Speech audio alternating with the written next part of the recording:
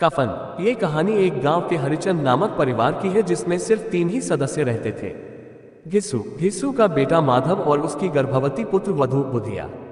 घिसू और माधव एक नंबर के कामचोर और आलसी आदमी थे। अगर घर में खाना ना होता तो दोनों दूसरे के खेतों से अनाज चुरा के अपना पेट भरते थे। वहीं माधव की पत्नी बुधिया, जो कि इन दोनों के जैसे बिल्कुल नहीं थी, वो बेचारी मेहनत मजदूरी करके इन दोनों कामचोरों का पेट भरती थी।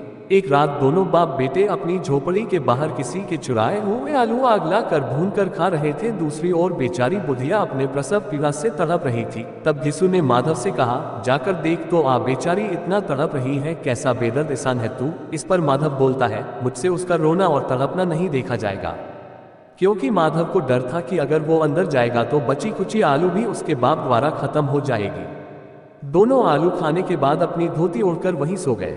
जब सुबह हुई, माधव ने कोठरी में जाकर देखा तो बुधिया तड़प तड़प कर मर चुकी थी। उसकी पूरी शरीर ठंडी पड़ चुकी थी, जिसके बाद वो दोनों जोर जोर से रोने लगे। तभी गांव के सभी लोग उन दोनों को समझाने लगते हैं। फिर दोनों बाप बेटे गांव के जमींदार के पास जाते हैं, जो कि इन दोनों की चोरी चकारी और हरकतों से इनसे चिढ़ता था। तभी ये जमींदार के पांव में गिर पड़ा और रो रो कर सब बताने लगा, जिससे जमींदार ने 2 रुपए निकाल कर फेंक दिया। घिसू जमींदार के पैसे देने के नाम पर ढिंढोरा पीट पीट कर गांव के न महाजनों से किसी तरह 5 रुपयों का बंदोबस्त कर लिया। फिर दोनों ने अनाज और लकड़ी की व्यवस्था भी कर ली। अब ये दोनों बाप बेटे बाजार से कफन लाने निकल पड़े। बाजार पहुंचने के बाद घिसू अपने बेटे से बोलता है, लकड़ी तो काम भर की मिल गई है, अब चलो कोई हल्का सा कफन ले लेते हैं। तभी माधव भी बोलता है कि वैसे भी रात में कफन कौन देखता है। इसके बाद दोनों बाजार में शाम तक भटके रहे, उन्हें कफन कहीं नहीं मिला। चलते चलते वो एक दारू के ठेके पे जा पहुंचे, जहां दोनों एक दूसरे को देखते हैं। फिर दारू की बोतल लेकर बरामदे में पीने बैठ जाते हैं। फिर बाप बेटे आपस में बात करने लगे। घिसू बोला, बड़े लोग फूकने को फूके, हमारे पास इतना कहाँ है, हम ठहरे गरीब। फिर माधव बोलता है, लोगों को क्या जवाब दोगे कि कफन कहाँ है। जिस पर घिसू बोलता है कि बोल देंगे, पैसे कमर से गिर गए, बहुत ढूंढने के बाद भी नहीं मिला, भले ही उन्हें हम पे विश्वास ना हो, अंत में वही कफन के लिए रुपए देंगे। माधव आसमान की ओर देखते हुए बोलता है, बड़ी अच्छी थी, बेचारी गई तो गई पर खिला पिलाकर। उसके बाद दोनों ने खूब जमकर खाना खाया। 1.5 रुपए खर्च होने के बाद अब उनके पास थोड़े से ही पैसे बचे हुए थे। दोनों इस तरह से खा रहे थे जैसे शेर कई दिनों से भूखा हो। उनको कफन न लाने का और बदनामी जैसी किसी भी बात का कोई डर न था।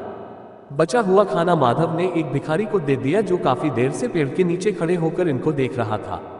दोनों को ऐसा लग रहा था मानो जिंदगी में कोई अच्छा काम पहली बार किया हो। इसके बाद बाप घिसू ने बुधिया की बहुत बखान करते हुए बोलता है कि वो तो वैकुंठ की रानी बनेगी, उसने तो ना किसी को सताया नहीं बाया, बेचारी ने यहाँ पर बहुत दुख भोगा था, मरते मरते हमारी जिंदगी की सबसे बड़ी लालसा पूरी कर गई। इस पर माधव ने कहा, कितना दुख झेल कर मरी। इतना कहकर माधव खूब जोर जोर जहर से रोने लगा।